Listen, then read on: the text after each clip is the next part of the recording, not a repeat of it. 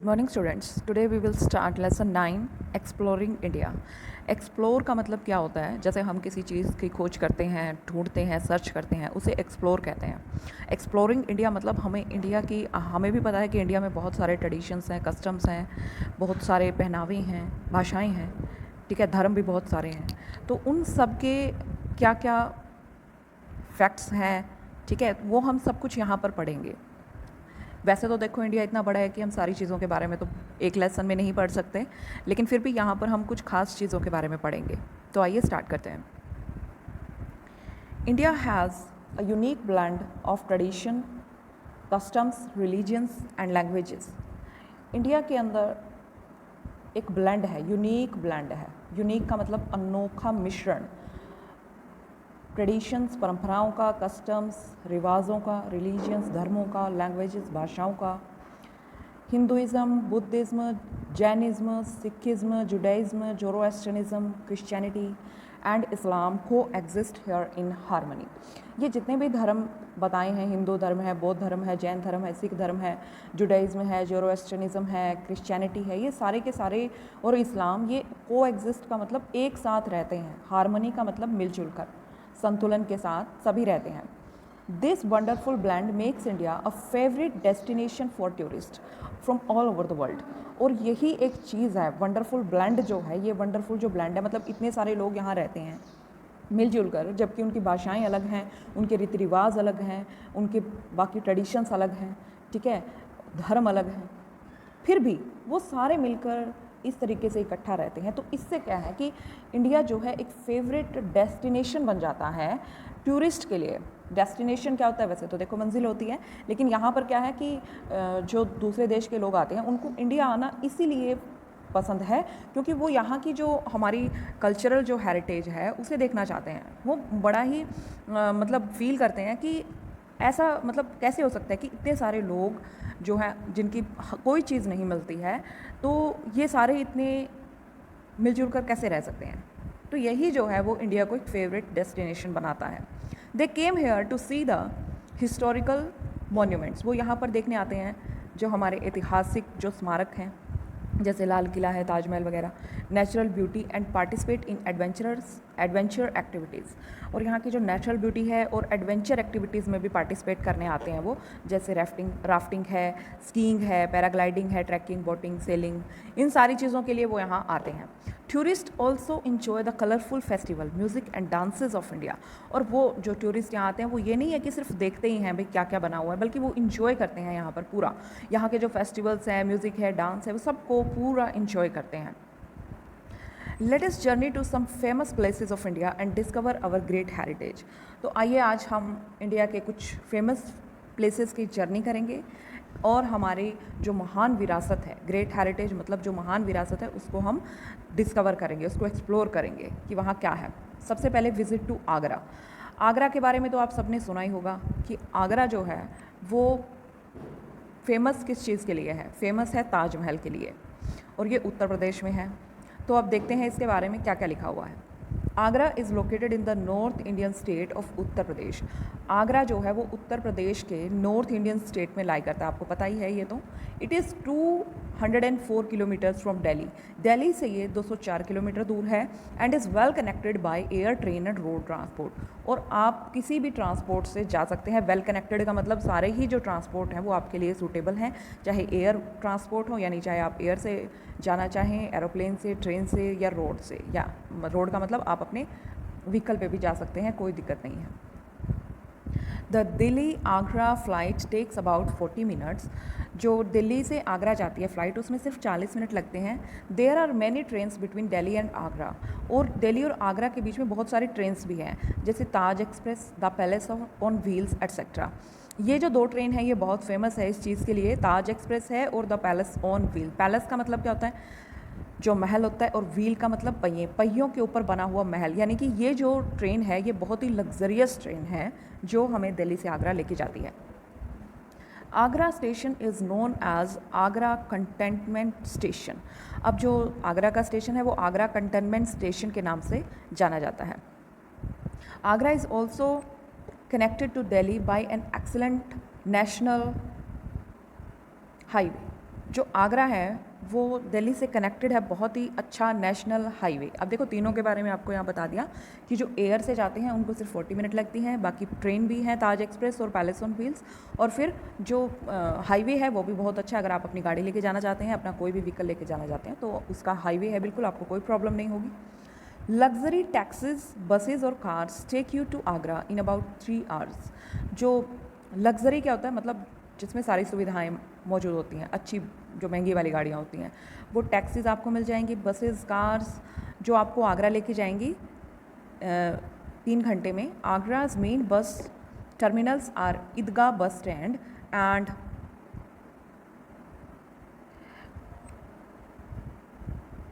Agra fort bus stand. तो यहाँ पर ये कह रहा है कि आगरा का जो मेन जो बस टर्मिनल्स हैं वो ईदगाह बस स्टैंड है। बस स्टैंड का नाम ईदगाह बस स्टैंड है और आगरा फोर्ट बस स्टैंड है। ये 2 यहाँ पे मेन बस स्टैंड है। अब यहाँ पर देखिए पैलेस ऑन व्हील्स के बारे में बताया गया है। ये जो आपको दिखाई दे रही है ये ट्रेन है। अब आप इसको देख के ही अंदाज़ा लगा सकते हैं कि कितनी लग्जरियस ट्रेन है। ये बिल्कुल महल की तरह लग रही है और इसीलिए इसको पैलेस ऑन व्हील बोला गया है, यानी कि व्हील्स के ऊपर चलने वाला palace. A super luxury train एक सुपर लग्जरी ट्रेन है, checks out of Delhi to Rajasthan every Wednesday night. जो राजस्थान दिल्ली से निकलती है राजस्थान के लिए हर वेडनेसडे की रात को। The train moves bye night and arrives each morning at a new destination. जो ट्रेन है वो रात को चलती है और सुबह एक नए डेस्टिनेशन पर पहुंच जाती है।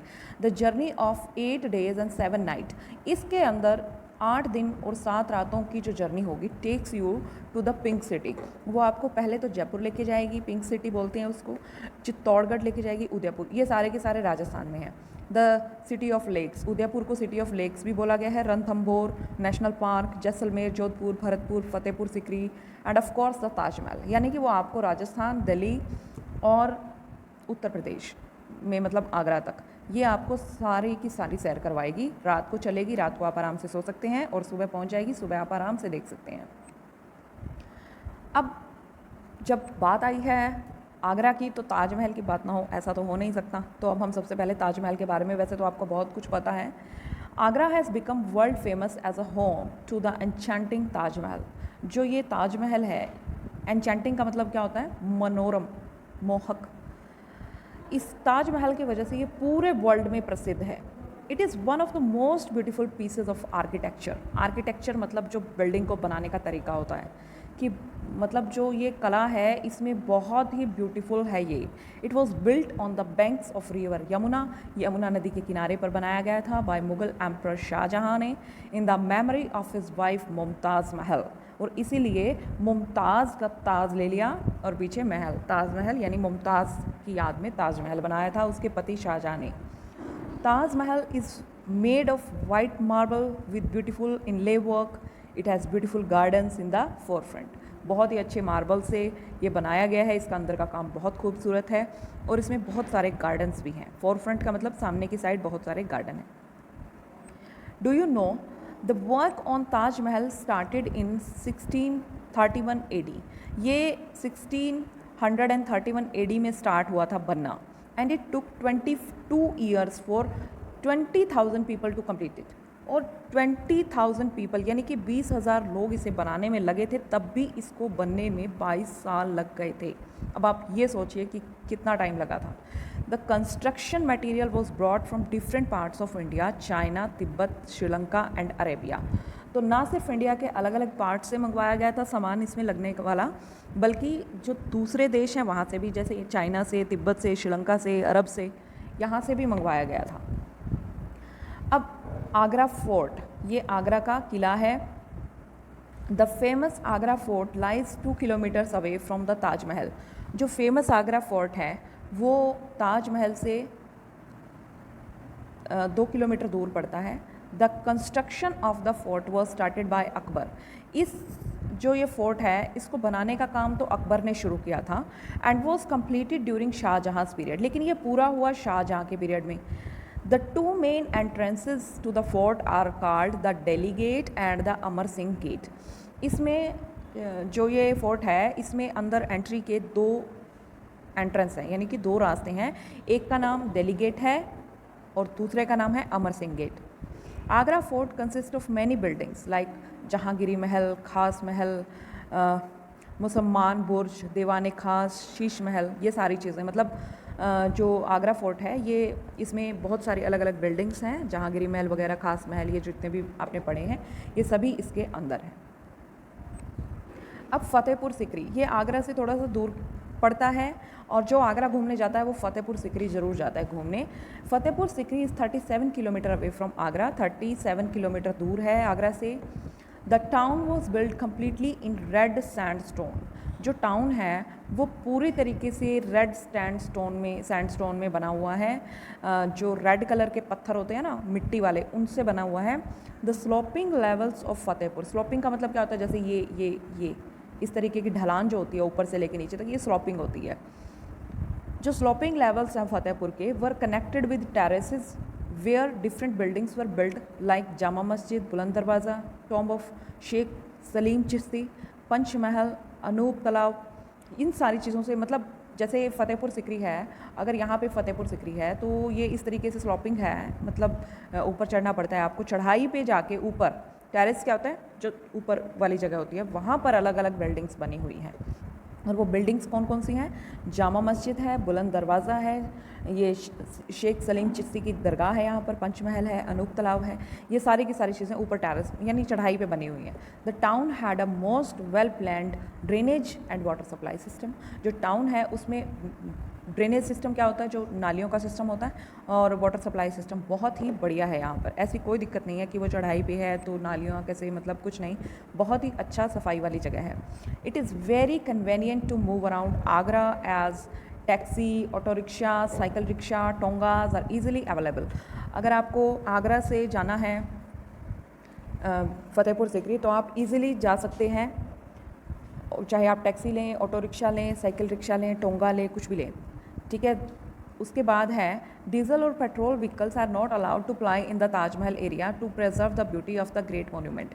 अब ये आपको पता होना चाहिए कि जो ताजमहल है उसके पास कोई भी डीजल या पेट्रोल जो व्हीकल है वो अलाउड नहीं है, क्योंकि उससे जो धुआं निकलता है उससे जो ताजमहल की ब्यूटी है उस पर असर पड़ सकता है। और वो कैसे पड़ता है आपको पता है, धुआं काला होता है, कार्बन मोनोऑक्साइड होती है, और वो कार्बन अगर उस सफ़ेद पत्थर के ऊपर चिपकने लग गया तो आपको पता है कि वो पत्थर काला पड़ जाएगा, जिससे उसकी ब्यूटी ख़त्म हो जाएगी। इसीलिए जो ताजमहल के पास कोई भी डीजल या पेट्रोल का व्हीकल नहीं जा सकता। Only pollution free battery operated vehicles, tongas, camel carts and rickshaws are allowed. सिर्फ यही अलाउड है वहाँ पर, जो मतलब धुआं नहीं छोड़ते हैं, पेट्रोल डीजल से नहीं चलते हैं। Do you know Akbar the Mughal emperor shifted is court from Agra to Fatehpur Sikri for 13 years in honour of the Sufi saint Sheikh Salim Chishti who lived here. देखिए अकबर था जो मुग़ल जो सम्राट था, उसने अपने कोर्ट को आगरा से फतेहपुर सिकरी शिफ्ट कर दिया था 13 ईयर्स के लिए।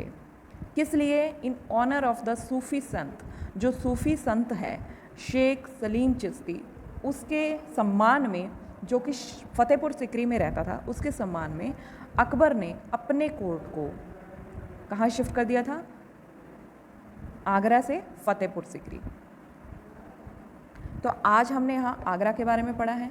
आगे हम मणिपुर विज़िट करेंगे, फिर मैसूर विज़िट करेंगे, ये आपका अगले वीडियो में। उसके बाद हम हमारी एक्सरसाइज करेंगे। तो अभी आपको इतना ही करना है।